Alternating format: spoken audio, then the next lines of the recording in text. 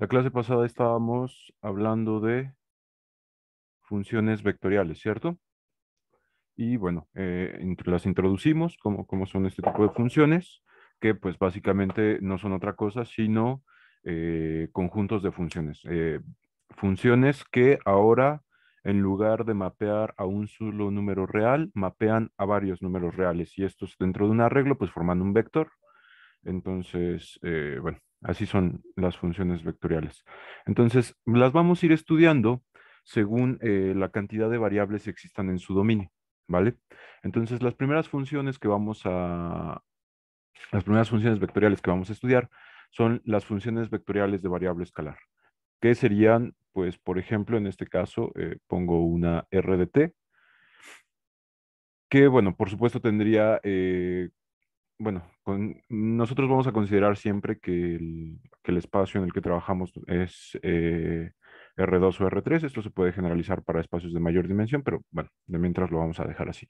Entonces, consideramos que estamos en R3, eh, una función vectorial de una sola variable, pues se puede escribir de esta manera, otra vez como un vector de funciones. Otra forma muy usual de escribir este tipo de funciones, lo van a ver mucho otra vez en física, pues es en lugar de ponerlas dentro de un arreglo entre paréntesis, poner cada una de las funciones multiplicando al vector unitario que pues tiene la dirección de esa función, ¿no? Por ejemplo, todos sabemos que el vector y es el vector 1,00, ¿cierto? Y el vector j es el 0,10 y el vector z es el 0,01. Entonces, si nosotros hacemos esta operación de aquí, llegaríamos a esta representación, ¿vale? Bueno, en el caso particular, por ejemplo, de dos variables, para entenderlo mejor, vamos a quedarnos mientras en dos variables.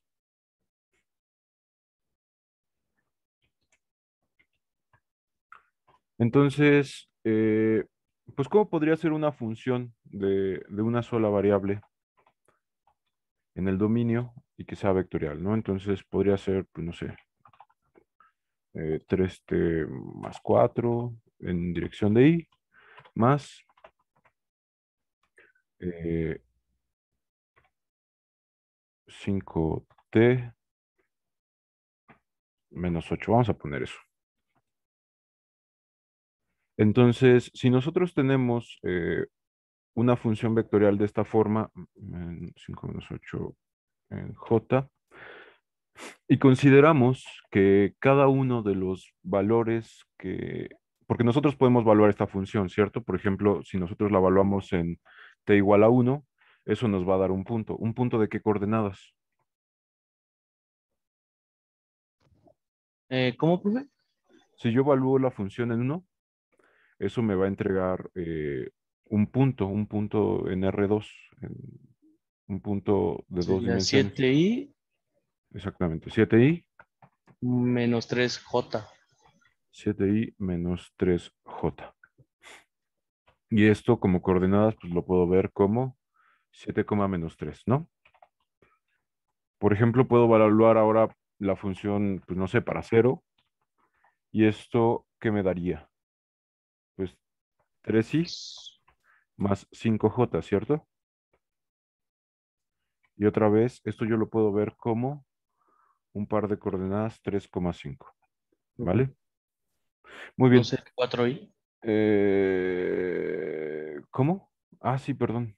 4i menos 4 y menos 8. 8j 4 y menos 8j. Estoy tonto.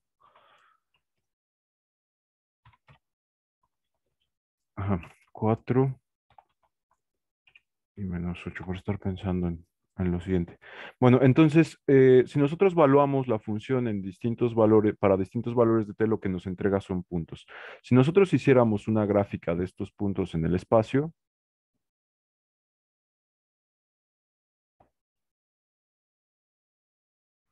imagínense algo así. Esto es X, esto es y yo voy a ir poniendo cada uno de estos puntos, eh, y graficándolos y luego eventualmente voy a conseguir un conjunto de todos los posibles puntos que pueden representar esa función vectorial. Entonces, bueno, si yo hago esto aquí en la pizarra, pues no va a quedar muy bien. Entonces vamos a verlo cómo quedaría en GeoGebra.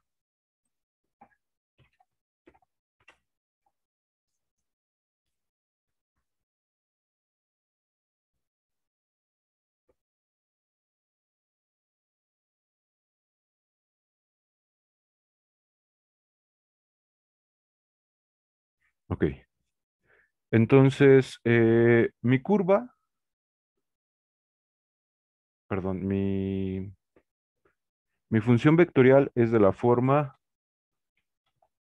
R de t, y aquí sí le puedo poner negritas, entonces.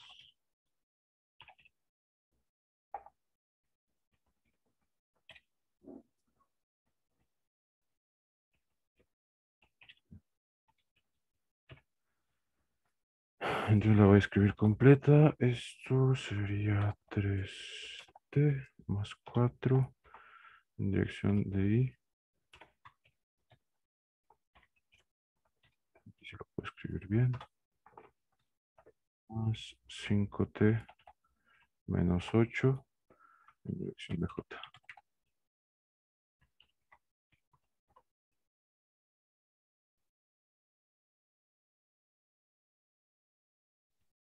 Profe, puso 54 en lugar de 5. Sí, perdón, espérame. Es que estoy añadiendo gente que está fuera de la sesión.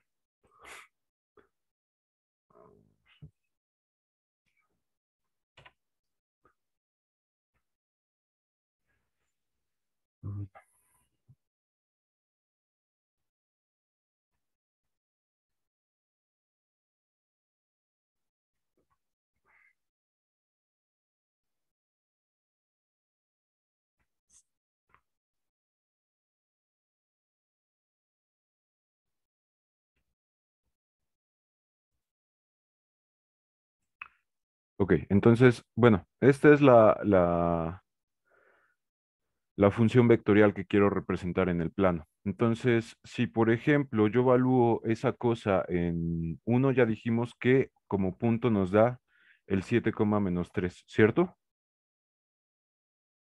Luego, si yo evalúo esa cosa en 0,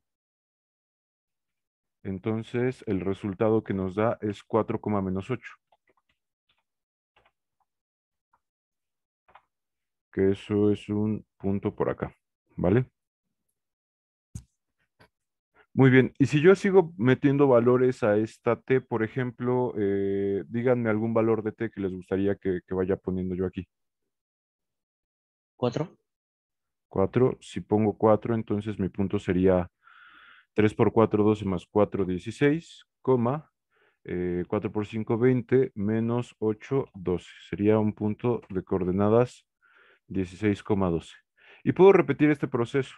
Puedo repetir este proceso. De hecho, GeoGebra ya tiene un comando que justamente nos permite meter esta función vectorial, que es el de curva. Y ahorita vamos a discutir por qué se le llama curva, entonces. Las expresiones pues serían 3t más 4, 5t menos 8. Nuestro parámetro es t, y de valores para representarlo, pues no se lo voy a poner de menos 10 a 10. Y entonces ese sería el lugar geométrico de todos los posibles puntos que representa esta función vectorial, ¿vale? Muy bien, ¿esto qué es? Es una recta, ¿cierto? Sí. Muy bien, cualquier función vectorial de una sola variable, si nosotros la graficamos, bueno, siempre y cuando sea graficable, por supuesto, ¿no?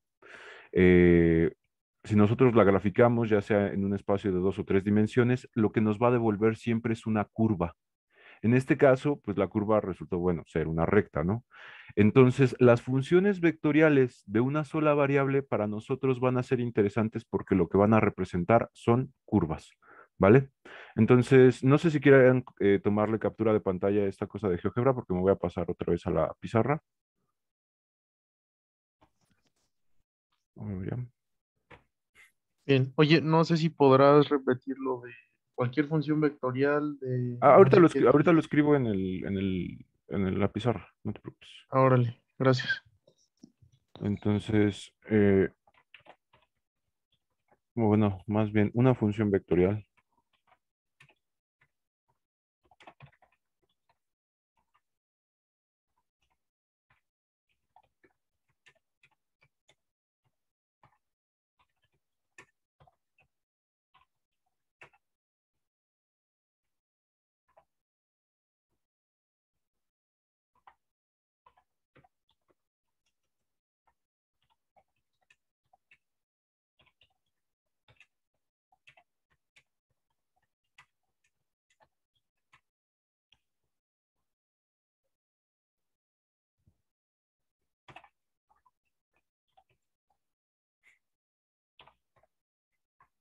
Entonces, una función vectorial de una sola variable en el dominio puede ser utilizada para representar una curva en el espacio o en este caso en el plano, ¿no? Y bueno, ya nosotros vimos que eh, en este caso nuestra curva era más o menos así, ¿no? Una recta. ¿Por qué es interesante esto? Pues porque en física, por ejemplo, se pueden conocer muchas cosas del comportamiento de un cuerpo, pues si se conoce su trayectoria justo en la forma de una función vectorial, ¿vale? Bueno, entonces vamos a seguir discutiendo acerca de la curva. Imagínense que tenemos ahora otra vez un espacio geométrico de dos dimensiones, X y Y. Y nosotros tenemos aquí, por ejemplo, eh, no, no, no, no, no, eh, una curva. Así. Esta es una curva R de T. ¿Vale? Muy bien. Eh, Supónganse ahora además que yo tomo de esta curva dos puntos. Imagínense un punto por aquí y otro punto por acá. Entonces, esto de aquí sería un punto de coordenadas R de T.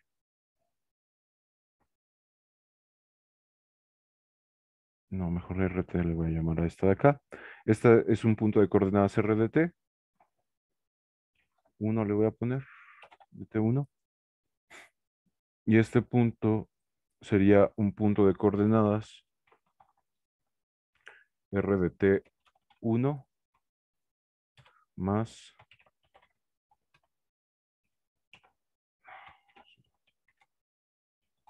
más un cierto delta de T. ¿Vale? Porque en principio pues están en puntos distintos de nuestra curva. Supónganse además, por ejemplo, que a la hora de ir trazando la curva, a la hora de ir generando estos puntos, esta tuviera una dirección de trazado, ¿vale? Entonces, si yo hago la diferencia entre estos dos puntos, obtengo un vector. ¿Qué vector obtengo? Sería un vector que va desde este punto hasta este punto, ¿cierto? ¿Sí están de acuerdo conmigo? Y este vector yo lo puedo escribir como RT menos un incremento de T, RT1 era, menos RD T1. ¿Sí están de acuerdo conmigo que este vector sería de esta forma? Sí. Muy bien. ¿Qué pasa, por ejemplo, si ahora yo trazo otro vector distinto, pero reduciendo el tamaño de esta diferencia que existe entre mi R de T1 y mi R de T1 más delta de T? Entonces, si yo lo hago más pequeña, entonces este punto se parecería más a R de T1, ¿cierto? Entonces, si imagínense que yo voy haciendo pequeña la diferencia y ahora el punto está por acá, y bueno, pues aquí tendría entonces mi vector. Sin embargo, qué va a ir ocurriendo conforme yo vaya siendo más pequeño el incremento delta de t. Este vector va a tender a convertirse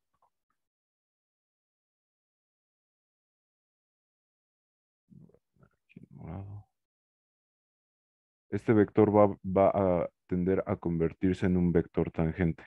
Entonces, por aquí, el vector r de t más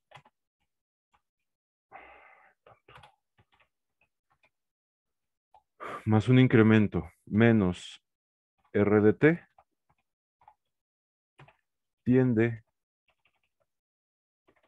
a un vector tangente a la curva, ¿cierto? ¿Sí están de acuerdo conmigo?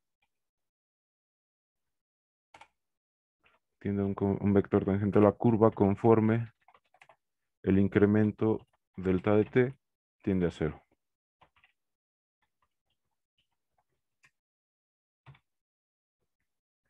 ¿Por qué es interesante esto que acabo de mencionar ahorita? Porque, ¿cómo se define el vector derivada?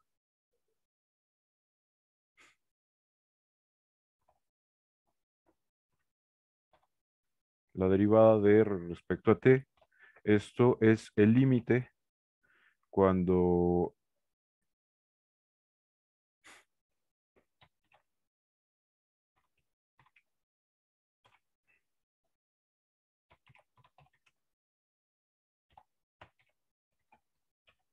el incremento tiende a cero de una fracción. ¿Cómo es esa fracción?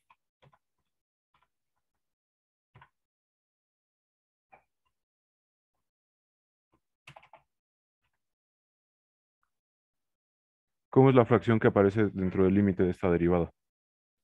Pues es justamente la diferencia, en el numerador tiene la diferencia de t más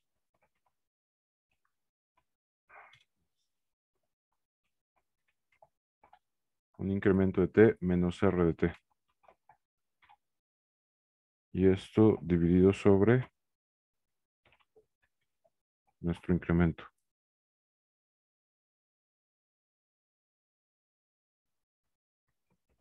Así está definido el vector derivado. Como esto de aquí es un vector que está dividido sobre una constante, no, perdón, sobre una, ¿cómo se llama esto? Un escalar, dividido sobre un escalar. El escalar no le cambia la dirección al vector. Entonces, como este vector tiene la misma dirección que este otro, entonces, ¿qué podemos decir al final del vector derivada de una curva?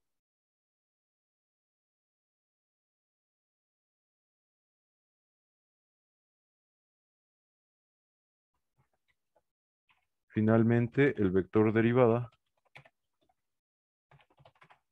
es tangente a la curva.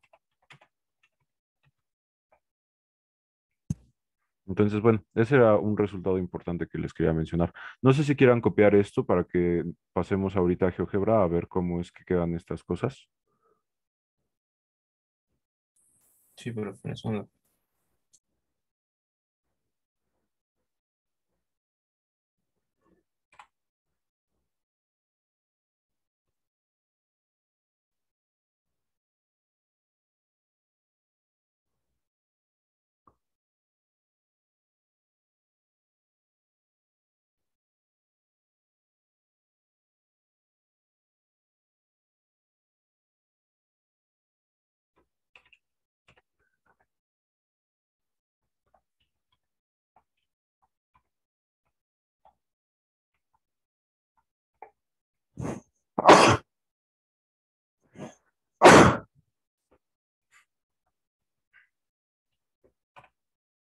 Cero. Gracias.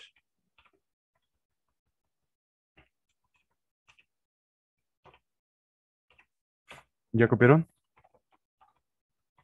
No, profe, permítame un tantito. Ok. Sí, Un minuto nada más. no está bien.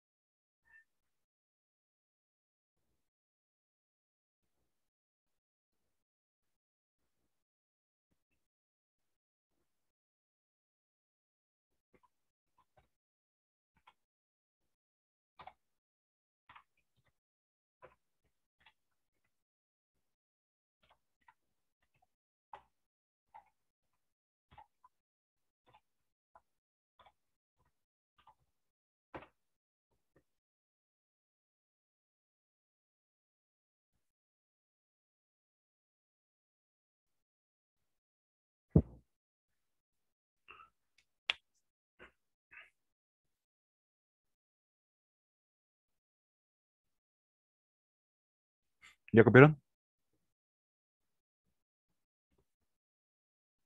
Yo ya, profe. Ok, Ya. entonces, bueno, antes de pasarme a GeoGebra, vamos a hacer algo. Quiero que hagamos un ejemplo donde veamos eh, la ubicación pues de los puntos de una curva y cómo irían quedando los vectores derivada y cómo es que son tangentes a cada punto. Entonces, para eso, pues antes vamos a tener que hacer unos cálculos de este lado. Entonces, lo que vamos a hacer en GeoGebra va a ser graficar la función vectorial o la curva r de t igual a 4 por el coseno de t en dirección de y más 5 por el seno de t en dirección de j. ¿Vale? Eso vamos a evaluar en este momento para graficar. Entonces, además de eso, quiero que veamos cómo quedan estas derivadas, cómo es que sí son tangentes a la curva. Entonces, para eso vamos a calcular también antes la derivada. ¿Cómo me quedaría la derivada de esta curva? R' de t.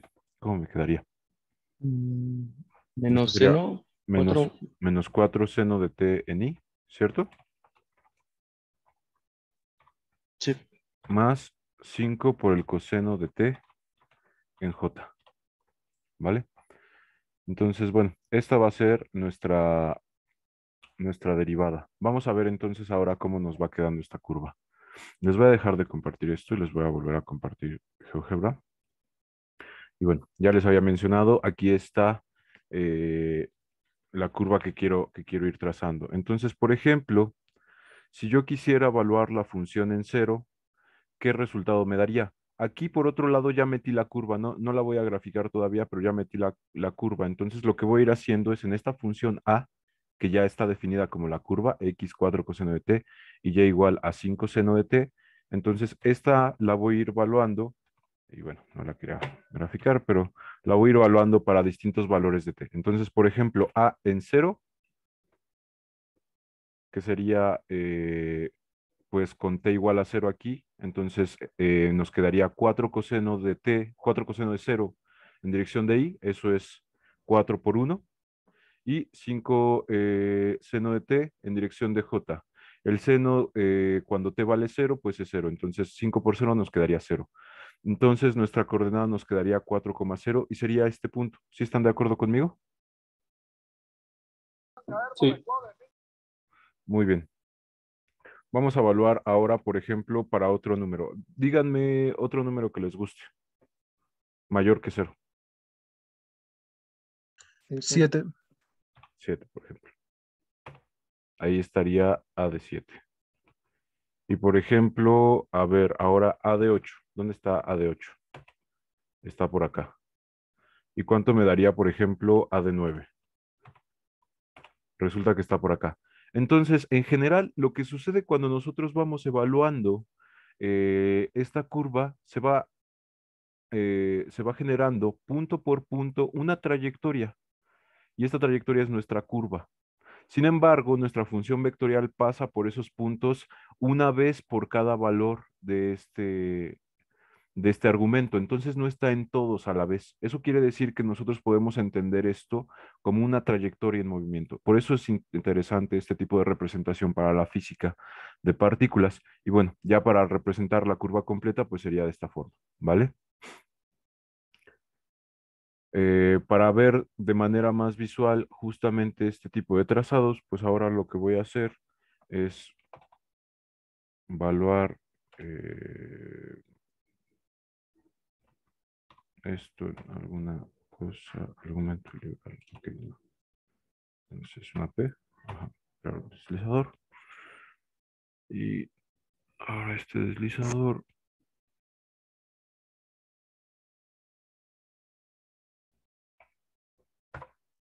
0, 2 por P. Y entonces si yo aquí en este deslizador empiezo en cero y luego lo empiezo a variar, aumentando el valor del argumento de mi función, entonces se va trazando hasta que da una vuelta completa, ¿vale? Bueno, y luego, ¿cómo era el vector derivada? ¿Se acuerdan? Menos 4 seno de t en i. Entonces voy a hacer un vector que sea -4 por el seno de... Y voy a utilizar como argumento a p, porque quiero que se vea que... Voy a utilizar como argumento a p porque quiero que se vea que este vector va a ser tangente a la curva. Entonces, mi argumento va a ser p, -4 seno de p, y Más 5 coseno de t. ajá, Sí, 5 coseno de p. la coordenada en las abscisas sería 5 coseno de p. Ok, ese sería mi punto. Bueno, esto sería mi vector. En principio, sin embargo, eh, pues bueno, ese punto está aquí, pero pareciera no ser un vector tangente a la curva. Entonces, para poder ver que sí es tangente, lo que voy a hacer es ahora representar al vector con punto inicial. Mi punto inicial va a ser E y mi punto final va a ser E más F. F es mi vector derivada y es el punto sobre el cual yo quiero trazar este vector. Entonces, por eso inicio el vector en E y lo termino en E más de mi derivada. Entonces, este sería el resultado y ahí se ve claramente que este vector es tangente, ¿cierto?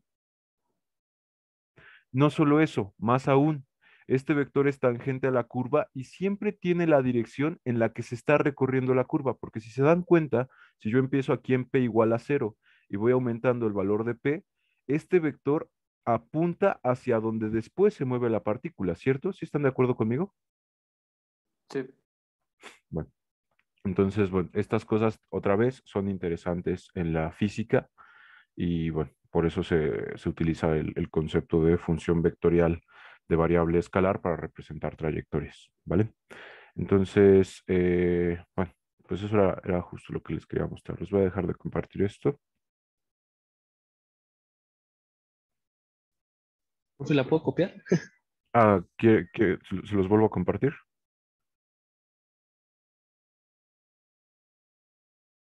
Este.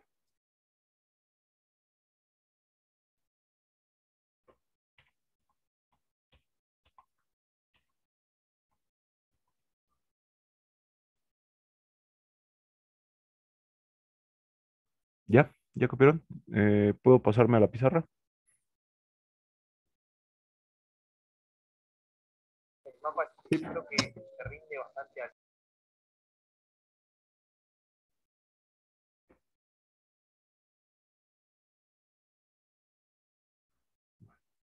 Es una elipse, ¿verdad? Es una elipse, sí, exactamente, es una elipse. Esa de ahí era una elipse. Entonces, otros conceptos que son interesantes para, bueno, no, esto lo puedo poner, esto se los puedo poner de las diapositivas para no escribir. Eh, que tenemos que mencionar de la curva. Si una curva no tiene cruces consigo mismo, se le llama curva simple. Si existen puntos A y B tales que A y B son distintos y además a la hora de evaluar la función vectorial en R de A y en R de B, resulta que el resultado es igual.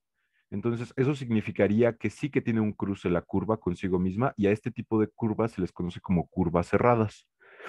Si la curva se cierra solamente en sus extremos, entonces a esta curva se le conoce como curva simple o curva de Jordan. No sé si quieran copiar esto antes de que pues les ponga algunos ejemplos de cómo serían este tipo de curvas. O ya me paso a la Yo sí pizarra. la ando copiando. Sí, Ok. vamos a copiar. Entonces los dejo copiar mientras yo voy a ir haciendo la gráfica de este tipo de curvas y ahorita se las muestro.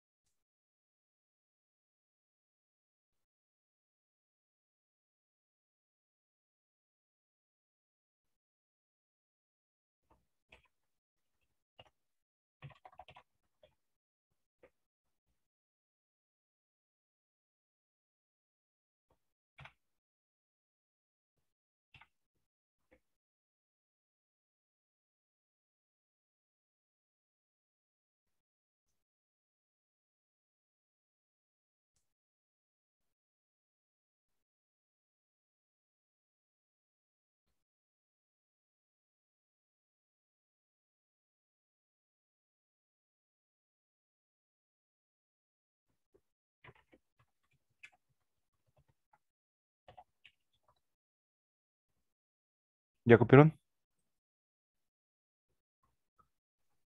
Yo ya. Ya. Ok, entonces les voy a dejar de compartir esto y les voy a compartir ahora la pizarra. Y bueno, pues entonces estos serían ejemplos de este tipo de clasificación, ¿no? O sea, una curva simple es aquella que no tiene cruces consigo misma. Por ejemplo, una parábola no los tiene, una recta no los tiene, una hipérbola no tiene cruces consigo misma. Sin embargo, por ejemplo, pues una curva cerrada sería toda aquella donde al menos una vez se cierra una trayectoria dentro de nuestra curva. Por ejemplo, aquí se cierran dos trayectorias y en esta solamente se cierra una. Cuando solamente se cierra una trayectoria, pues esto quiere decir que la curva se cierra solamente en sus extremos. Y a este tipo de curvas se les conoce como curvas cerradas simples, ¿vale? Entonces, no sé si se quieran copiar eso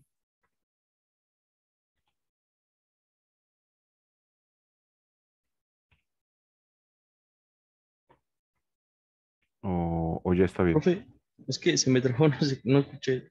¿Qué dijo? Ah, pues que, bueno, no sé dónde te hayas quedado, pero pues te explico todo. A las curvas que no tienen cruces consigo mismos se les conoce como curvas simples. Ejemplos de estas, pues la hipérbola, la parábola, una recta. eh, a las curvas que se cierran, esto quiere decir que para más de un valor del parámetro, eh, a la hora de evaluar la función se vuelve a obtener el mismo resultado. Entonces, eso significaría pues que nuestra curva se cierra. Ejemplos de esto, pues sería, por ejemplo, esta que es como una lemniscata y esta, pues que en principio es como una circunferencia, ¿no? Sin embargo, si las curvas se cierran solamente en sus extremos, esto quiere decir que solamente se cierra una trayectoria dentro de ellas, a estas curvas se les conoce como curvas cerradas simples. Ejemplos de curvas cerradas simples, pues sería, por supuesto, un círculo, una elipse. ¿Qué otra curva cerrada simple conocen? Algunos cardioides,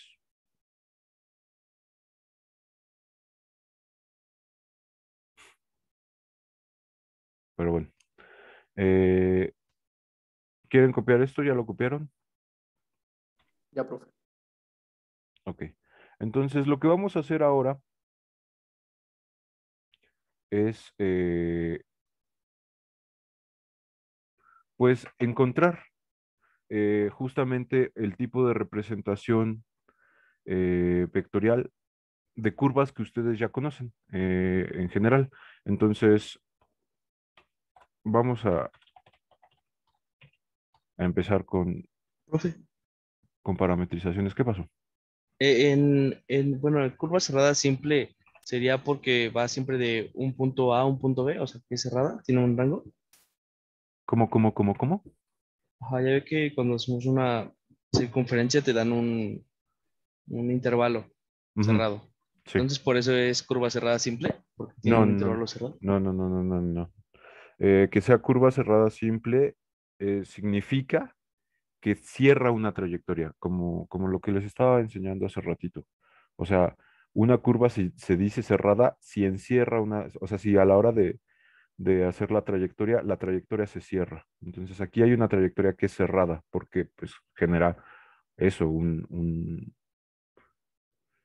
genera dentro de nuestro plano, pues un conjunto que está acotado por esta curva, ¿no? Que todo él está acotado por esta curva. Y lo mismo sucede acá. Que sea simple es porque nada más sucede una vez. Cuando sucede más de una vez este cierre de trayectorias, entonces la curva pues solamente es una curva cerrada, ¿vale? Vale, gracias, profe. Ok. Entonces, vamos a ver cómo podemos encontrar, por ejemplo, representaciones de curvas en su forma vectorial. Entonces, bueno, ¿qué curvas conocen ustedes? Pues la más clásica es la circunferencia, ¿no? X al cuadrado más y al cuadrado igual con el radio de nuestra circunferencia elevado al cuadrado. Entonces, pues yo les dije que estas cosas, que las funciones vectoriales nos pueden ayudar a representar curvas. ¿Cómo represento esta curva en forma vectorial? Tengo que obtener eh, a las variables x y y como si fueran funciones de un parámetro. ¿Cómo le hago?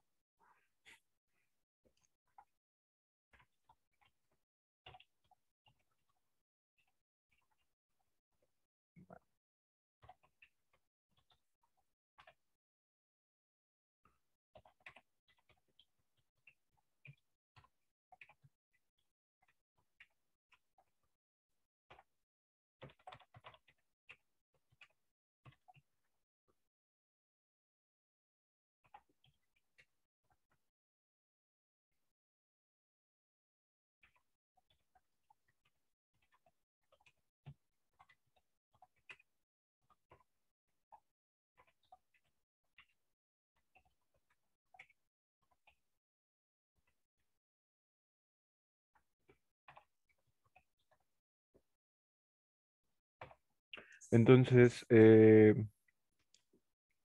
si nosotros queremos encontrar la representación vectorial de una curva, lo que tenemos que hacer es convertir nuestras variables x y y en funciones de alguna otra variable, pues lo que sea, ¿no? En general t.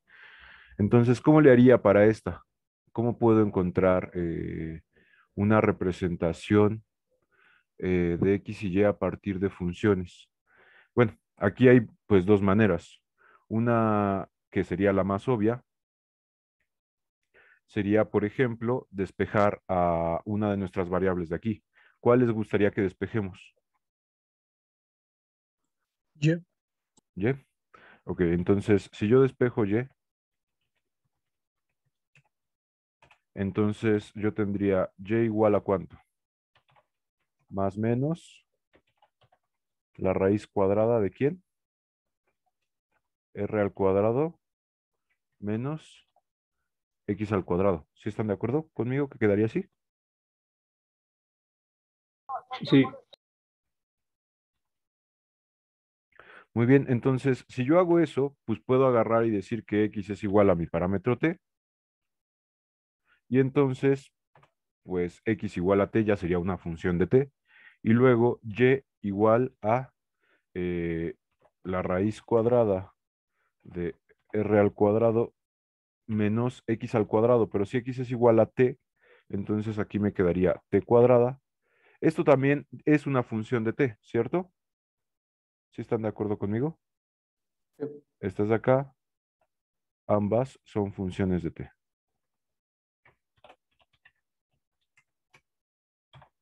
Entonces, si estas dos son funciones de t, entonces, pues al final yo ya podría escribir una representación vectorial de mi curva a partir de la siguiente función, que sería r de t igual a ¿cuánto? Tendríamos que tener aquí a x, pero x es igual a t en dirección de y, más la y en dirección de j, pero la y es raíz cuadrada de r al cuadrado menos t al cuadrado. Y esto de nuevo va en dirección de j.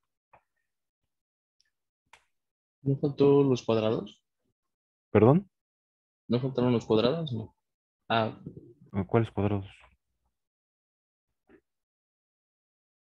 No, así ya quedaría. Esta ya sería una buena representación de la circunferencia. Aquí, ojito, cuidado. A la hora de hacer esta parametrización, los valores de y, como al final esto es una circunferencia, pues pueden ser tanto positivos como negativos, no nada más tienen un signo, ¿cierto? Sin embargo, una función en el dominio no puede tener asociado, o bueno, más bien para un punto en el dominio no puede tener asociado más de uno en el codominio. Entonces, esto así con el más menos no es función. Entonces, para representar toda la curva completa, la mitad de arriba sería con la parte positiva y la mitad de abajo sería con la parte negativa, ¿vale? Entonces, esto de aquí con signo negativo sería la mitad de abajo. Entonces, nada más vamos a pues poner eh, discriminación, ¿no?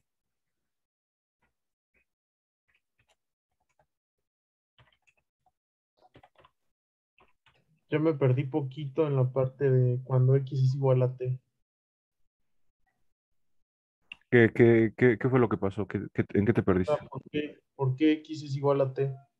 Ah, bueno, pues yo así lo definí, nada más, porque sí. Ah, O sea, lo que estoy buscando es encontrar a X y a Y como funciones de un parámetro. Entonces, la manera más fácil de hacerlo es agarrar y despejar a una de las variables y a la otra hacerla igual a tu parámetro. Esa es la manera más sencilla de hacerlo. Entonces, pues aquí hago X igual al parámetro y luego Y pues ya sería función de ese parámetro, despejada. Eh, ¿Y RT de dónde la saca, profe? ¿Mandé? RT de la de abajo, ¿de dónde es? ¿Cómo es que la obtengo? Este X igual a T, recuerden, R de T era de la forma X de T en I más Y de T en J. Bueno, en dos variables es así, ¿no? En tres también tendría pues Z, ¿no? Entonces, si yo tengo que X es igual a T y Y es igual a la raíz esta de acá, entonces pues yo nada más la sustituyo en estas funciones y por eso me queda así.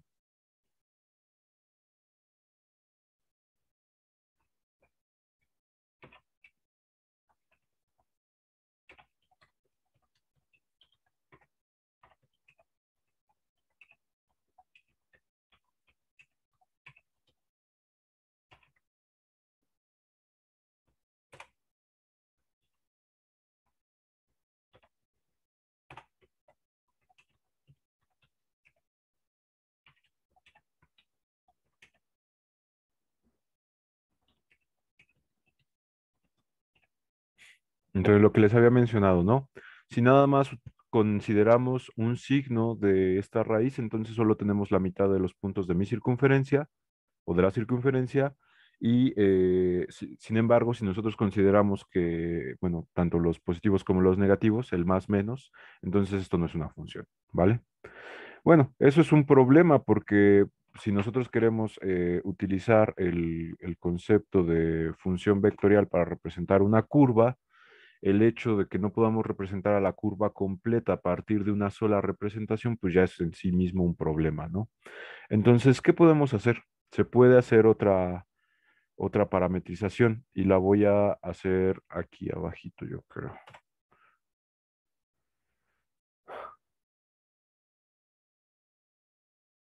Entonces, continuamos con el x cuadrada más y cuadrada igual a r cuadrada,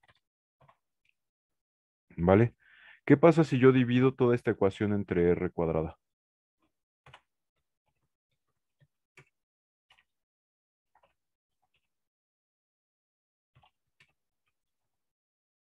¿Qué pasa si yo divido toda esa ecuación entre r cuadrada?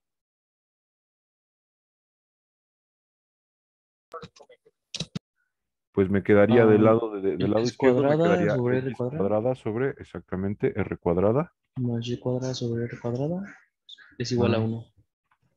y cuadrada sobre r cuadrada y esto es igual a uno. ¿Vale? Sí, tienes toda la razón. Y bueno, ¿ustedes conocen alguna ecuación que sume dos cosas al cuadrado y que su resultado me dé uno? ¿Una elipse?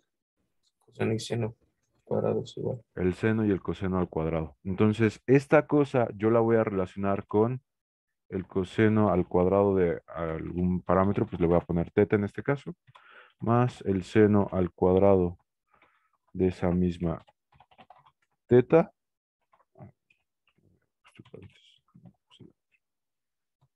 Y esto es igual con uno. Entonces, si nosotros vemos esto, pues tienen una relación obvia, ¿no? Entonces, y voy a continuar acá porque ya no tengo mucho espacio.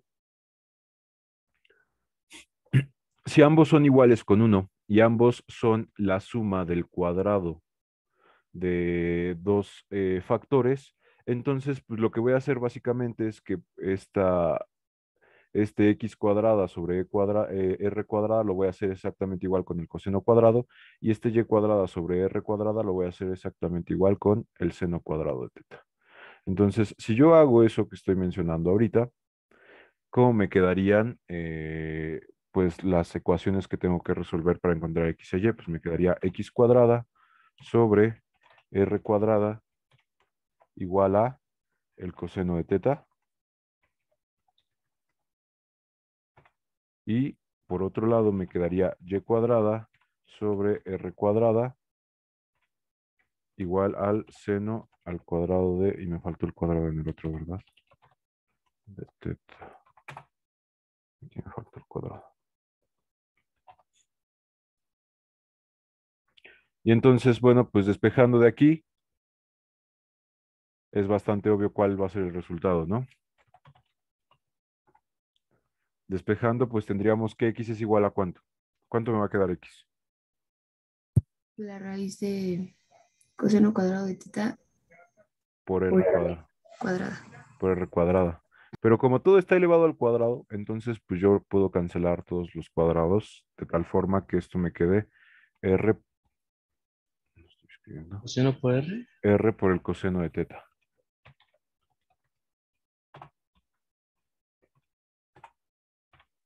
Y y es igual a r por el seno de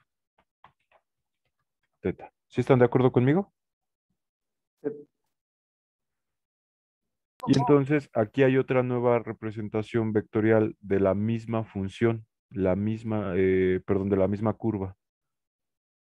¿Que cómo nos quedaría esta otra representación? Nos quedaría r, bueno, al final el nombre de la función se lo podemos dar como queramos. Yo siempre uso r's para las curvas, pero bueno, eso pues no es relevante en el desarrollo.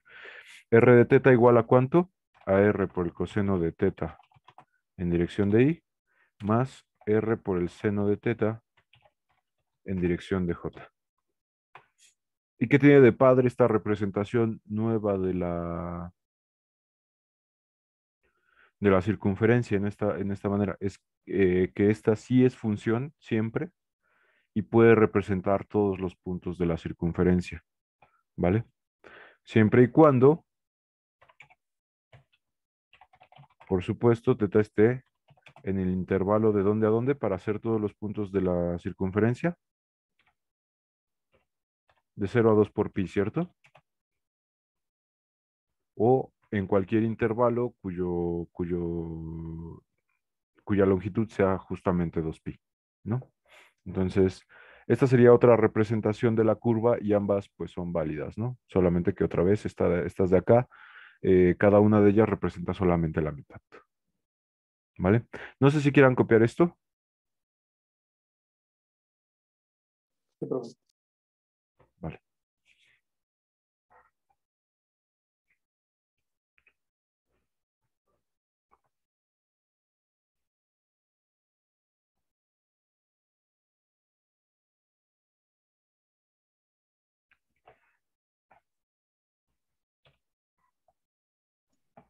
O sea que ambas respuestas estarían bien, profe. Nada más tenemos el problema de más Sí, menos o arriba. o sea, exactamente, ambas son válidas para representar a la curva otra vez, pero pues obviamente la mejor pues es esta, ¿no?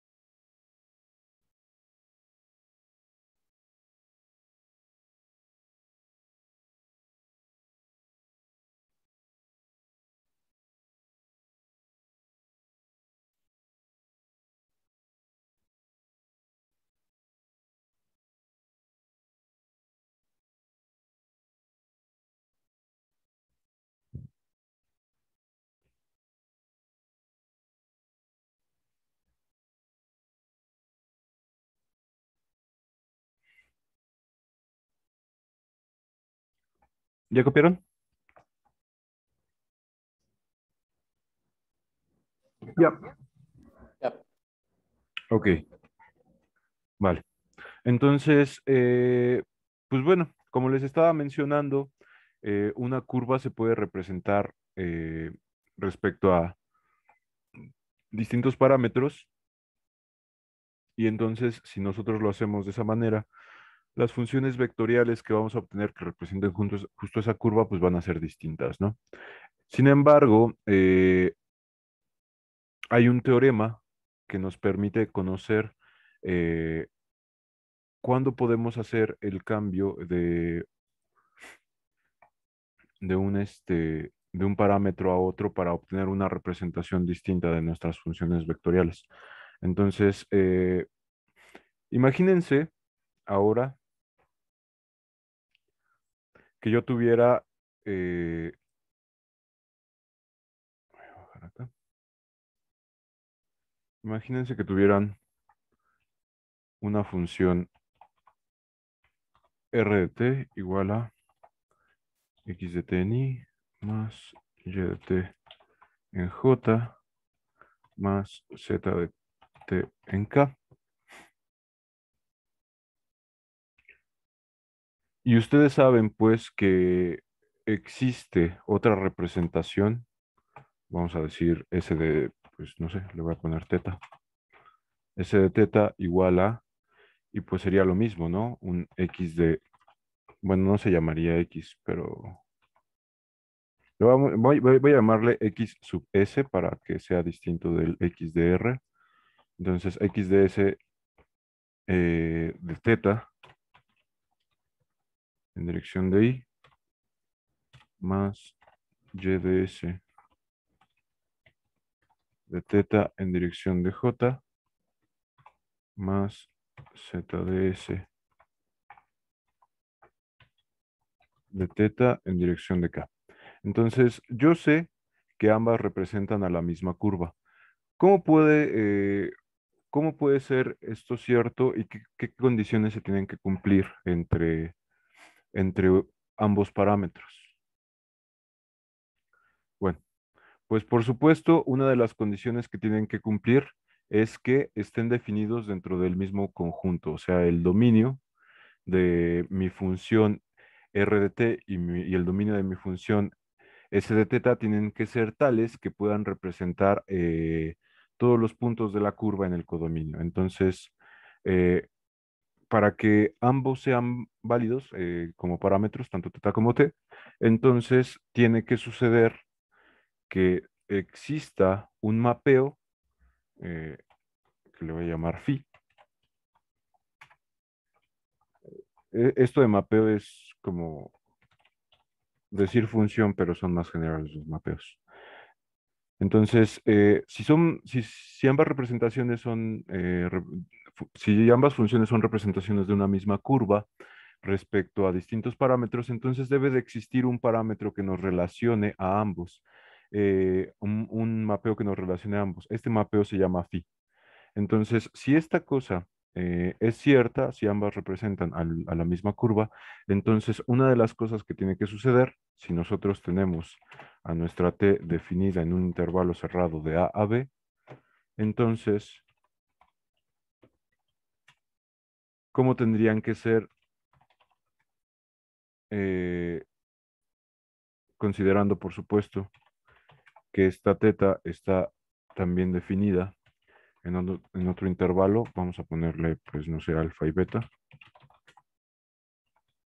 Entonces, ¿cómo tendrían que ser los extremos de los dominios de este par de parámetros para que puedan representar a la misma curva?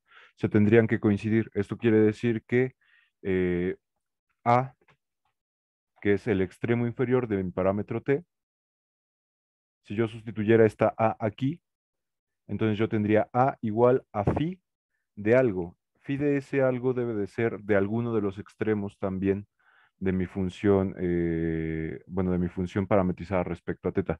Entonces, aquí o sucede que A es igual a phi de alfa o a phi de beta. Y lo mismo sucedería para para el otro extremo de nuestro dominio en T. Entonces, esta B, una de dos, o es el mapeo valuado en beta, o es, por otro lado, nuestro mapeo valuado en alfa.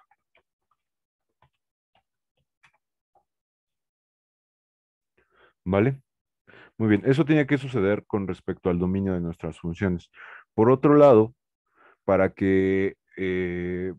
para que esto sea válido, pues para que estas dos sean dos representaciones distintas de una misma curva, entonces este mapeo de acá me debería de permitir pasarme de una curva a otra. Para que me permita pasarme de una curva a otra significa que ese mapeo tiene que ser invertible. Entonces, ¿qué cosa le vamos a tener que pedir además a nuestro mapeo phi?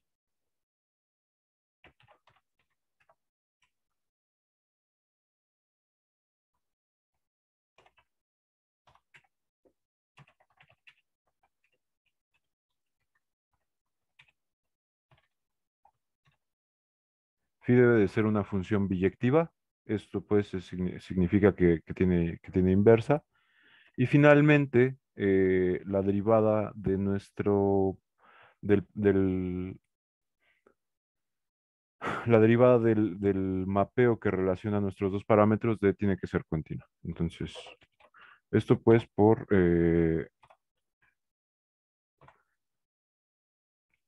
temas de suavidad. Entonces, esta de acá tiene que ser continua. Muy bien, vamos a verificar estas propiedades que se tienen que cumplir, serían estas de acá, esta de acá por separado y esta también de acá por separado para la curva para la cual acabamos de parametrizar. Entonces,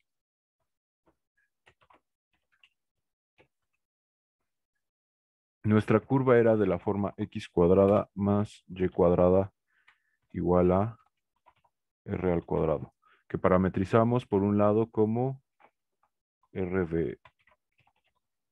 No, primero era con t y esto era t en i más la raíz cuadrada. Vamos a considerar solamente la parte positiva de la circunferencia.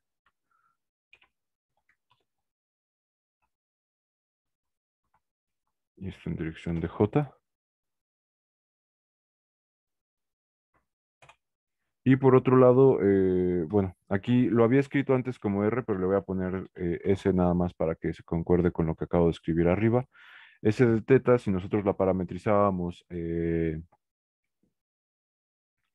utilizando identidades trigonométricas, ¿cómo nos quedaba? Esto iba a ser R coseno de teta en dirección de I más R seno de teta en dirección de J. ¿Sí están de acuerdo conmigo, muchachos? Sí.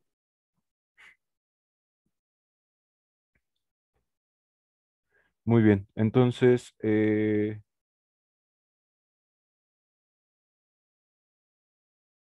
¿cuál sería el mapeo en este caso que nos permite hacer este cambio de variable para que pueda pasarme de una representación a otra? ¿Cuál sería?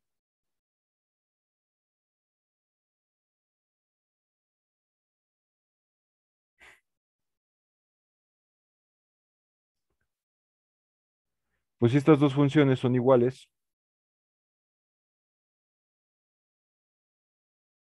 o bueno, representan al mismo punto, entonces eso quiere decir, por ejemplo, que esta parte ti, que es la x, tiene que ser igual a r coseno de teta en i, que es la x de la otra representación. ¿Sí están de acuerdo conmigo? Sí. Entonces, si nosotros hacemos esa consideración, vamos a obtener que el mapeo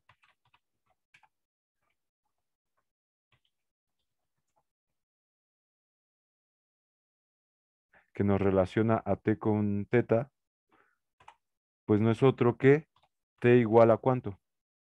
A r por el coseno de teta, ¿cierto? R, en principio, si estamos considerando que la circunferencia pues tiene radio constante, entonces pues eso es una constante. Y entonces sería realmente el coseno de teta, pues lo que, el mapeo que relaciona, bueno, que se relaciona con t. Si nosotros sustituimos ahora esta t como r coseno de teta en la ecuación, en la función r de t, lo que vamos a obtener es justamente s de teta, ¿vale? Muy bien. Esta de aquí eh, cumple con todas las propiedades estas que les acabo de mencionar, que deben de cumplir un mapeo entre parámetros que representan a una misma curva. Pues vamos a ver. En esta primera representación, voy a borrar esto de aquí. De hecho, voy a borrar todo esto. En esta primera representación, ¿en qué intervalo está definida t?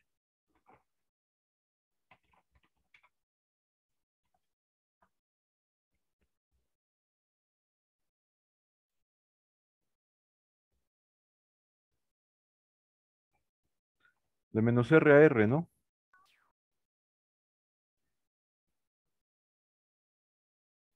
¿Sí están de acuerdo conmigo o no lo ven? Sí, sí, por la raíz.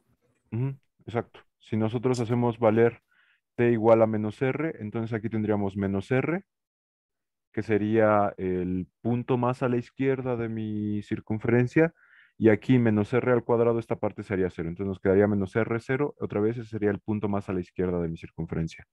Conforme voy variando esta t, eh, de menos r a r, pues obviamente se va dibujando toda la circunferencia, y cuando vuelvo a llegar a, a que el valor absoluto de t sea exactamente igual con r, aquí se vuelve a hacer esto cero, solamente que con t valiendo r tendríamos justamente el punto más a la derecha de la circunferencia, ¿vale? Ahora, para la otra curva, ¿cómo tendría que estar definida teta para que sea solamente la parte de arriba de la circunferencia? Porque recuerden que la primera representación no me permite hacer toda la circunferencia completa, sino solamente la parte de arriba. Entonces, para que esto de aquí, esta función s de teta, me dé solamente las partes positivas, la parte de arriba de la circunferencia, eso quiere decir que mi variable y es positiva siempre. ¿En qué intervalo es positivo el seno? De 0 a pi. De 0 a pi. Exactamente. Entonces, ¿qué pasa, por ejemplo, si yo ahora eh, sustituyo aquí?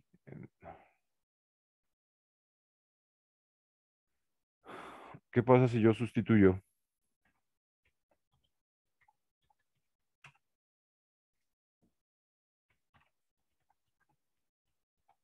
teta igual a 0 en t igual a r coseno de teta?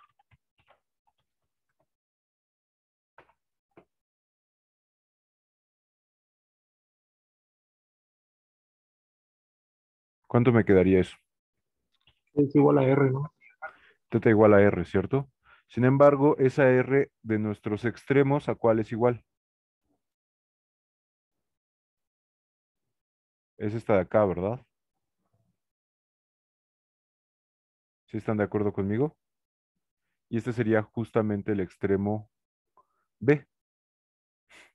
Ahora, ¿qué pasa, por ejemplo, si yo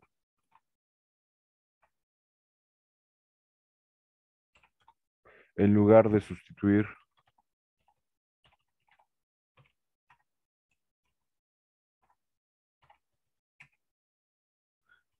a teta igual a 0, la sustituyo con teta igual con pi?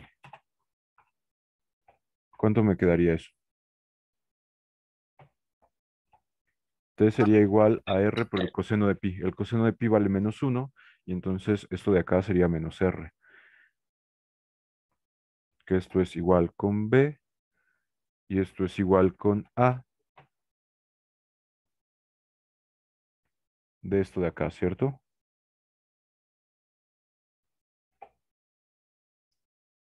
Entonces, sí, si nosotros escogemos de manera adecuada los parámetros que definen nuestra función, entonces, por supuesto que va a existir un mapeo que nos permita hacer este cambio de parámetro entre uno y otro. Otra vez, lo que tengo que hacer para hacer este cambio de parámetro, además obviamente de encontrar el mapeo que me permita hacer el cambio de parámetro, tengo que encontrar los conjuntos sobre los cuales estarían idénticamente definidas ambas curvas, ¿vale? Muy bien. Y finalmente, ¿es el coseno de teta una función inyectiva?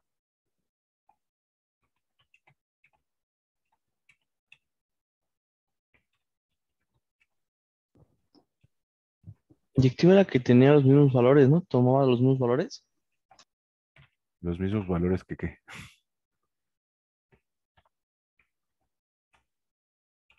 No, inyectiva no, biyectiva. No, no quiero que sea inyectiva, quiero que sea biyectiva, perdón. Que sea biyectiva significa que para cada elemento en el dominio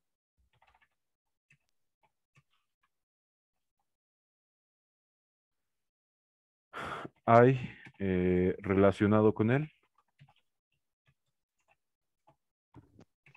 un uno y solo uno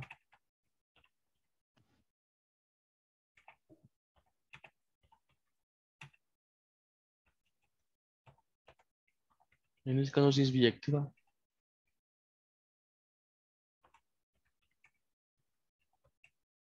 en el codominio. Entonces, bueno, en general, si nosotros hacemos la gráfica del coseno, gráfica del coseno, aquí, ¿cómo es esa gráfica? Empieza en uno, ¿cierto? Empieza aquí en uno, luego baja hasta cero. Este valor de su argumento, ¿cuánto es para que llegue a cero? Pi medios, ¿no? Sí. Esto sucede en pi medios. Luego continúa bajando hasta llegar a menos uno. Y esto sucede en, ¿qué valor? En pi. Y bueno, luego de ahí la función pues es periódica, ¿no? Entonces vuelve a subir y vuelve a bajar y bla, bla, bla, ¿no? Sin embargo, si nosotros consideramos un valor de teta eh, entre cero y pi, que es nada más la teta que estamos considerando, es el único intervalo que vamos a tener en cuenta para esta parametrización, entonces empezaríamos aquí en cero y terminaríamos aquí en pi. Imagínense que esto no está chueco. Entonces, en el intervalo entre las líneas azules, ¿la función es biyectiva, sí o no? Porque en todo su dominio no lo es. Porque, por ejemplo, para este valor de y, para el uno, por ejemplo, se alcanza aquí y se alcanza acá y se vuelve a alcanzar por acá lejos y así, ¿no? Entonces, como al final existen varios valores de x que se relacionan con el mismo valor, con un mismo valor de y, entonces no se puede invertir esa función. Si yo tuviera el valor de y1, no puedo decir de dónde, de qué valor de argumento vino ese uno, ¿no? Sin embargo, si nuestro dominio está acotado entre cero y pi, ¿cómo es la función coseno? Nada más es Es esta la parte de parte de acá.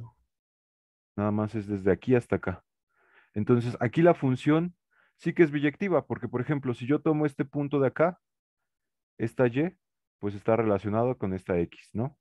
Si yo tomo esta de acá, esta y está relacionada con esta x. Si yo tomo este punto de acá, esta y está relacionada con esta x. Entonces siempre puedo encontrar una manera de a partir de y obtener un único valor de x, cosa que otra vez no sucede para todo su dominio. Sin embargo, para todo el dominio del coseno en general, ¿no? Sin embargo, para el dominio que ponemos aquí de 0 a pi, entonces la función coseno sí que es invertible. Entonces eso lo voy a escribir aquí.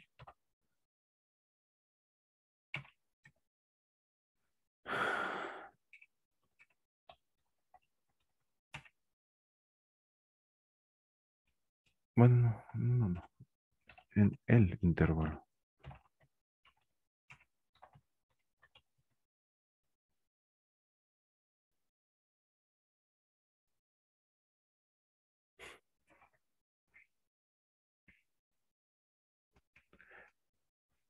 Y entonces, pues sí, si nosotros queremos hacer cambios de parámetro en una curva, lo que tenemos que verificar, pues es que los dominios coincidan, que el mapeo que nos relaciona a ambas variables sea una función biyectiva y finalmente, que es la derivada de este mapeo, pues sea una función continua. De aquí, pues es obvio que esta es continua, ¿no? Porque si nosotros derivamos al coseno, la derivada de coseno es menos seno, y el menos seno es continuo en cualquier punto de su dominio, ¿cierto? ¿Sí están de acuerdo conmigo que el seno siempre es continuo? Bueno, aunque no lo estén. Entonces, no sé si quieran copiar esto antes de que continúe. Sí, profe.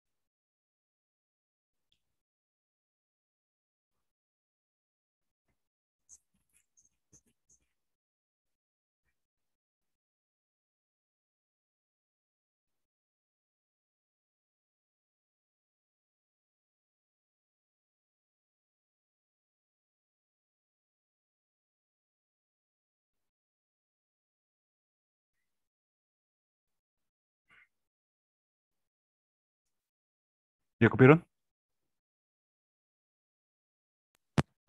¿Cuándo va a subir esta clase? ¿Mandé? ¿Cuándo va a subir esta clase? Hoy mismo, hoy la subo. Ah, ok. Yo ya terminé de copiar. ¿Ya terminaron todos? Sí, profe. Ok, muy bien. Eh, entonces, otra vez, si nosotros tenemos una curva, esta se puede representar a partir de, en general, infinidad de funciones vectoriales y cada una de ellas va a estar relacionada con cualquiera otra de sus representaciones a partir de un mapeo, este mapeo de acá, que relacionaría los dos distintos parámetros respecto a los cuales se parametrizó para obtener esa representación, ¿vale? Muy bien, obviamente hacer cambios de parámetros, pues lo que siempre buscamos a la hora de hacer un cambio de parámetro, pues es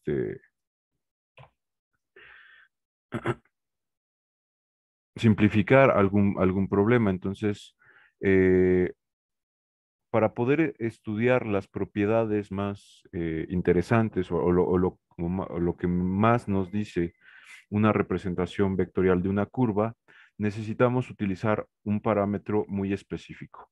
Y ese parámetro primero lo vamos a definir como, como una propiedad de la curva. Entonces, lo que vamos a estudiar ahora es la longitud de arco, ¿vale? Entonces, imagínense que tenemos otra vez una curva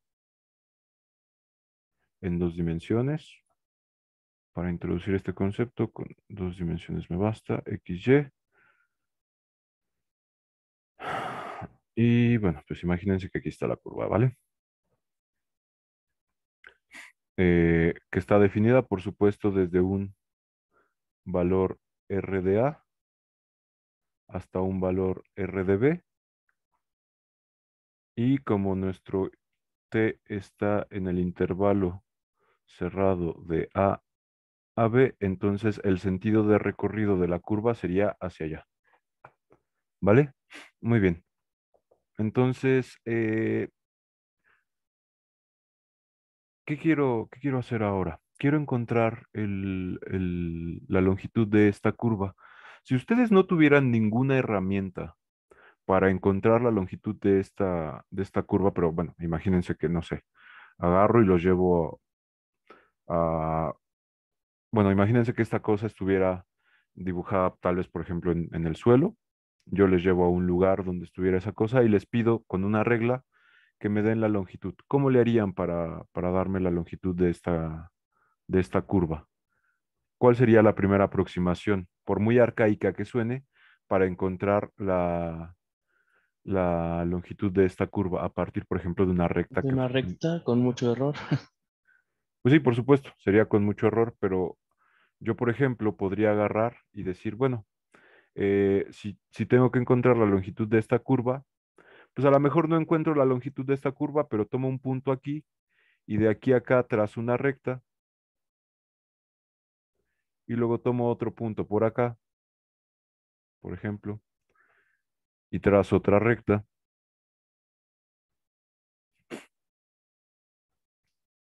Tomo otro punto por acá, trazo otra vez una recta y así me voy haciendo toda la curva, trazando rectas entre puntos de mi propia curva para poder aproximarla, para poder aproximar el valor de esta curva, ¿no? Entonces, imagínense algo por acá así.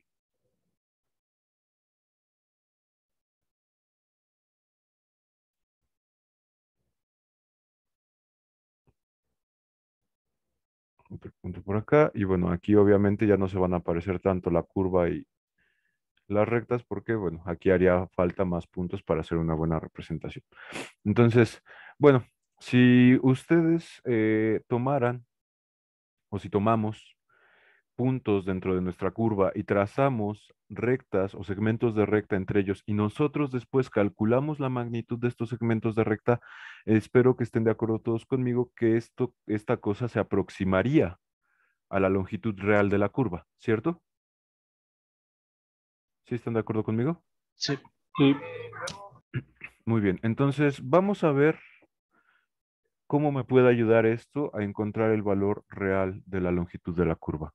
Entonces voy a poner en matemáticas todo lo que acabo de hacer con la descomposición. Entonces, pues otra vez, lo primero que voy a hacer es descomponer el intervalo.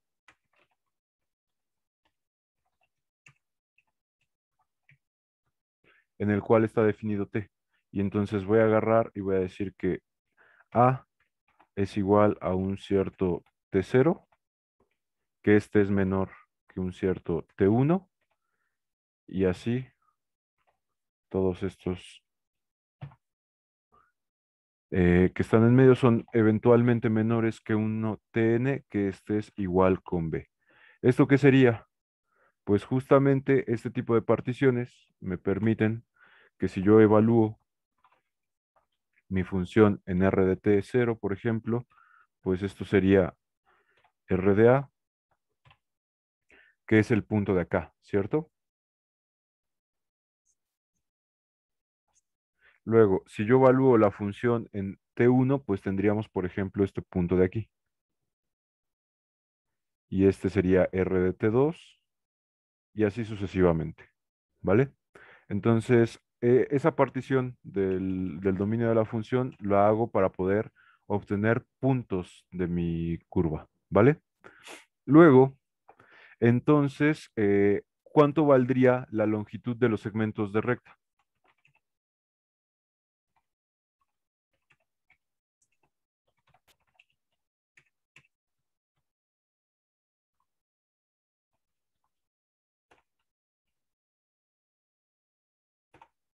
La distancia entre los puntos evaluados en T, ¿no? Exactamente, la distancia entre los puntos evaluados en t.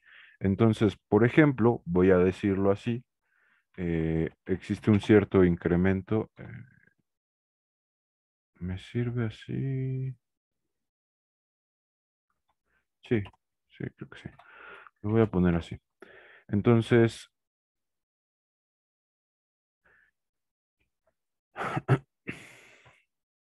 la longitud de esos segmentos sería el módulo de la diferencia entre estas R's, ¿no? Entonces, para la iésima diferencia de las R's, yo tendría que hacer la resta de R evaluado en T de I, vamos a ponerle, menos R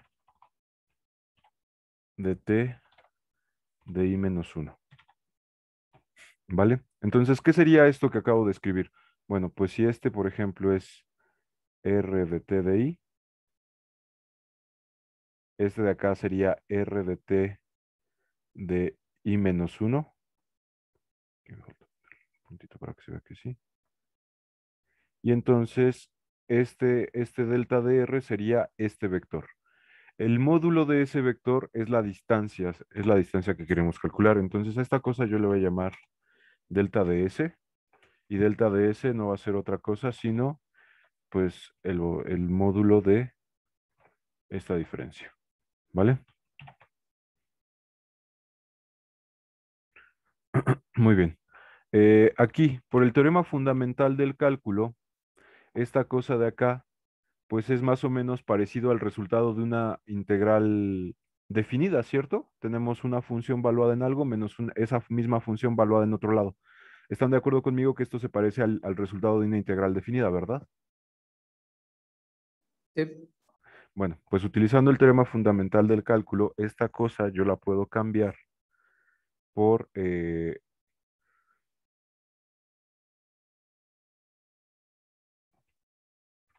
la derivada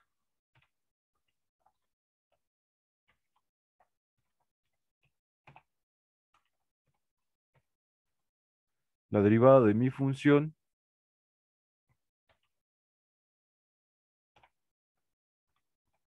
por la diferencia que existe entre los argumentos de mi función. Entonces, esta cosa ti menos 1. ¿Vale? Sin embargo, pues esto, bueno, y esto todo va en valor absoluto, ¿no? Bueno, valor absoluto no, más bien módulo, porque estos son vectores. Entonces esto quedaría así.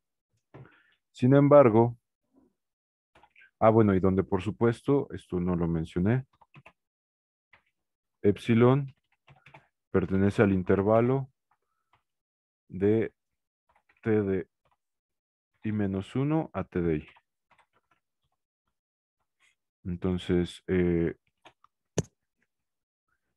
como en general t de i es más grande que t de i menos 1, esta cosa de acá es positiva. Entonces yo lo puedo sacar del módulo del vector, quedándome solamente el módulo de R'. Esta no es la prima, es esta. De epsilon i multiplicado por esta diferencia. Esta diferencia le voy a llamar un incremento de t, ¿vale? Entonces, otra vez, este incremento de t. No.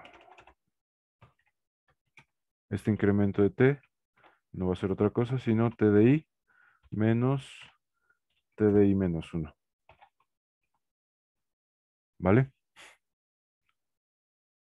Entonces, la longitud de cada segmento individual va a ser de esta manera aproximable, como el módulo de la derivada por un incremento de t. Entonces, al final, la longitud completa de todos mis segmentos, ¿cómo sería?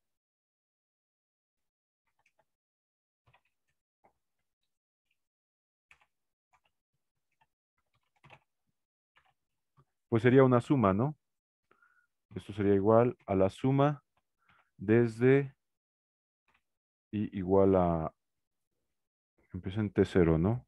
Ajá, entonces igual a 1 hasta n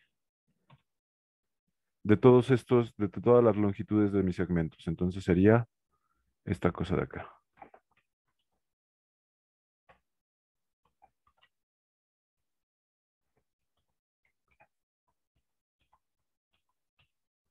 ¿Qué pedo? Ahí está.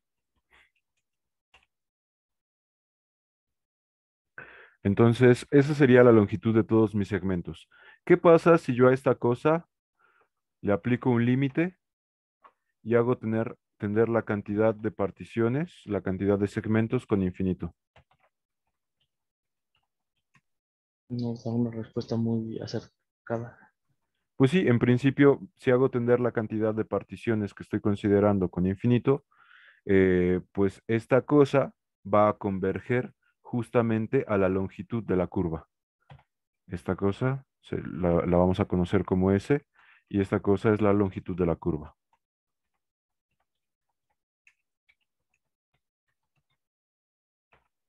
Sin embargo, esta madre de aquí no tiene cara de algo. Nunca han visto algo que sea así como el límite de una suma. La integral. Exactamente. La definición por sumas de Riemann de la integral es idéntica a esto que acabo de escribir. Bueno, no es idéntica, ¿no? Pero pues esta cosa se puede después convertir en una integral a partir pues de la definición por sumas de Riemann. Entonces, esta cosa converge a la integral y ahora sí, ¿cómo nos quedaría esta integral? Pues si vamos a integrar en el intervalo de a a b, pues esto sería, pues eso, la integral de a a b de la derivada de mi curva, evaluado para algún tau,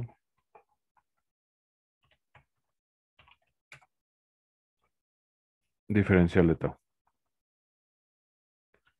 Y esta cosa, de nuevo, se conoce como, chinga. Esta cosa, de nuevo, se conoce como S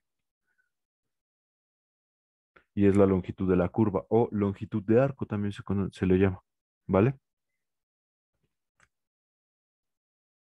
No sé si quieran copiar esto,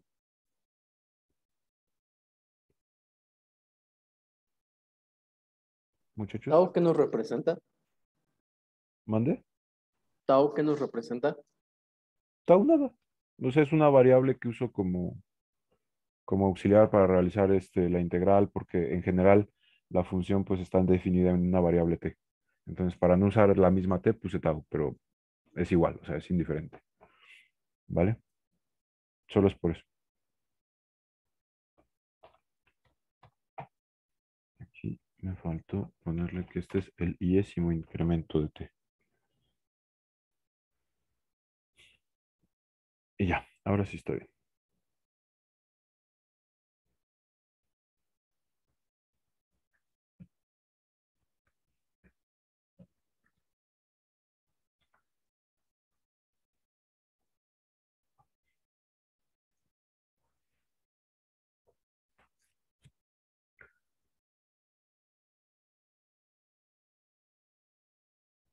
¿Ya lo copiaron? Yo todavía no, profe. Ok.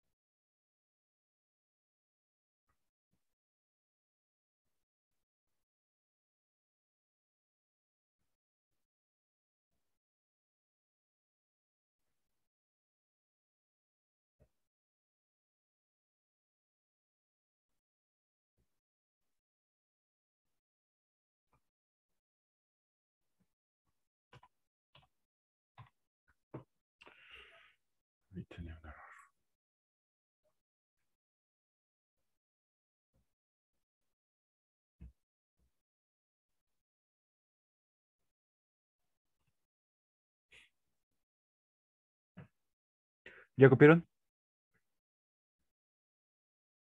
Ya. Vale. Pues vamos a hacer un ejemplo y ya con eso vamos a terminar por hoy. ¿Vale? Entonces vamos a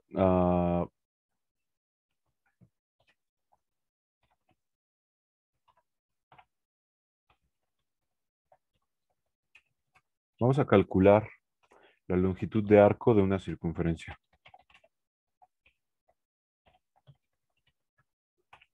Entonces, ¿cómo le hacemos para calcular la longitud de arco de una circunferencia? Voy a poner esto.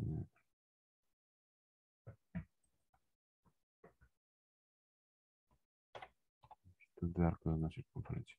Bueno, pues primero que nada, vamos a suponer que tenemos una circunferencia de radio R representable de esta manera. Y bueno, nosotros también ya vimos que esta cosa la podemos representar de manera vectorial. ¿Cómo? ¿Cómo nos quedaba? La que era con cosenos. R coseno de teta en dirección de I más R por el seno de teta en dirección de J. ¿Sí están de acuerdo conmigo que queda así? Bueno, entonces, si nosotros queremos calcular la longitud de arco de esta circunferencia, pues básicamente ya teniendo la función vectorial escrita de esta manera, tenemos que hacer esta integral y nada más.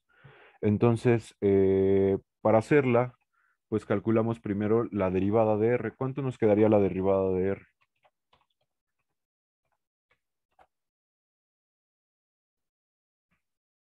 No me estaba dando cuenta. Estoy usando este radio.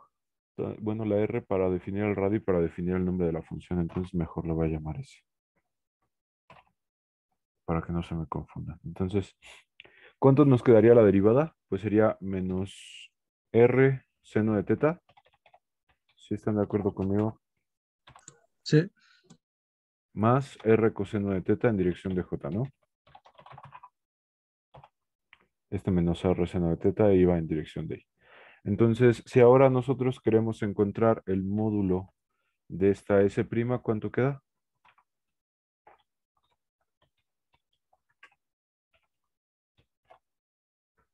Pues esto sería la raíz cuadrada de... ¿Y cómo se calcula la norma euclidiana?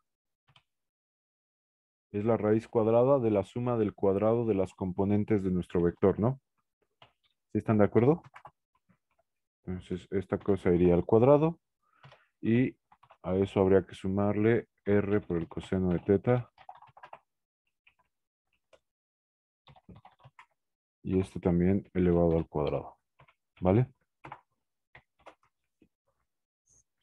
Muy bien, entonces eso nos va a quedar pues la raíz cuadrada de, y dentro de la raíz cuadrada, ¿qué voy a obtener? Si elevo al cuadrado menos R seno de teta, esto nos quedaría, bueno, el cuadrado se va a eliminar el signo, y entonces nos quedaría R cuadrada seno cuadrado de teta, ¿cierto? ¿Sí están de acuerdo conmigo? Sí. Más, y si distribuyo este cuadrado en R coseno de teta, pues lo mismo, me quedaría R cuadrada coseno cuadrado de teta. Muy bien, ¿puedo simplificar eso?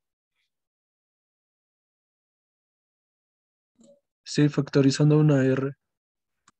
R cuadrada, de hecho, ¿no? Sí. Entonces esta cosa de acá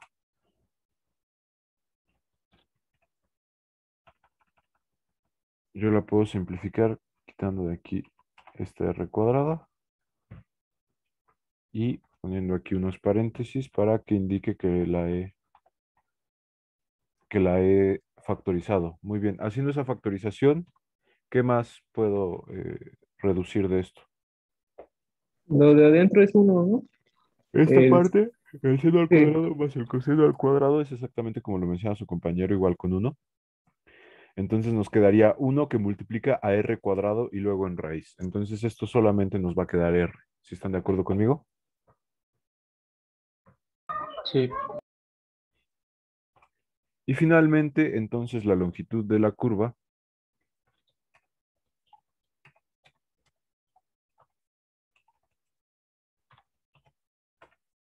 ¿cuánto sería igual? Sería la integral de 0 a 2 por pi.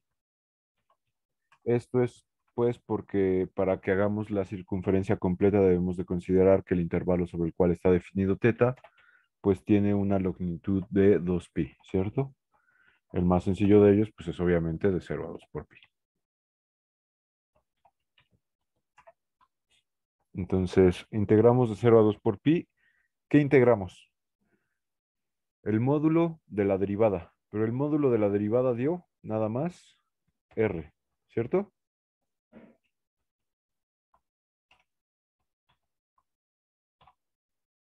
Diferencial de tau. Entonces, eso lo integro. ¿Y qué me va a quedar? Como r es una constante, me quedaría r que multiplica a tau, donde esta tau está evaluada desde 0 hasta 2 por pi, ¿cierto? Sí. Y bueno, pues esto nos quedaría r que multiplica a 2 por pi menos 0. Y esto al final nada más nos va a quedar 2pi por r, ¿cierto?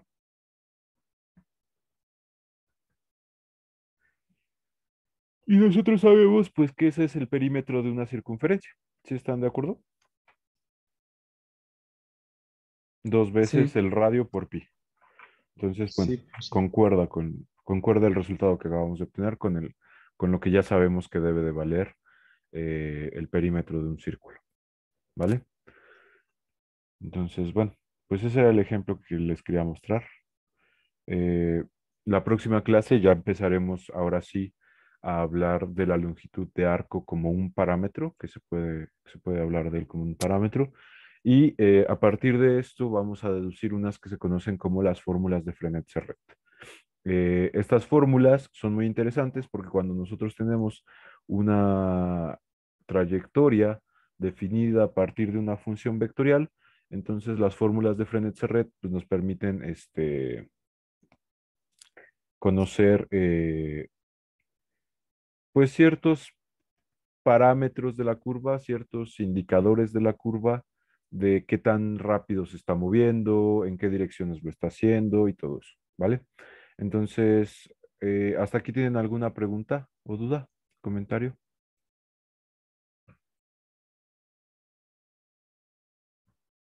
Muchachos, ¿no? No, pues Bueno, De momento todo bien. entonces, pues ya, por esta clase lo vamos a dejar aquí. Nos vemos el jueves y pues ya, les deseo que tengan una linda tarde y gracias por su atención. Gracias, profe, igualmente. Gracias, profe. Hasta luego. Gracias, profe. Hasta el jueves. Cuídense. Gracias, profe.